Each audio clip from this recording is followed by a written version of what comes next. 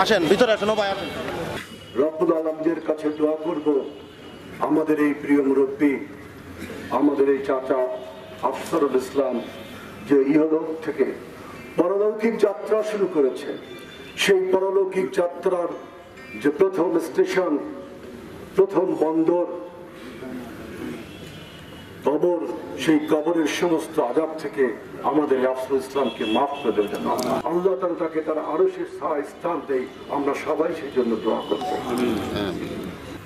7 দিন আগে হসপিটাল দুর্ঘটনায় তিনি ভীষণভাবে মাথায় আঘাতপ্রাপ্ত হন এবং তারপর থেকেই তিনি চরমভাবে মৃত্যুর সাথে পর্যালোক ছিলেন এবং আজকে 5:15 তিনি ইহলোক ত্যাগ করে তিনি আমাদের যেটা বলেছেন পরবর্তী গন্তব্যের উদ্দেশ্যে তিনি যাত্রা শুরু করেছেন। সকলে তার জন্য দোয়া করবেন, মহান আল্লাহ তাআলা যেন তাকে ক্ষমা করে দিয়ে জান্নাতুল ফেরদৌসে তাকে জায়গা দেয়।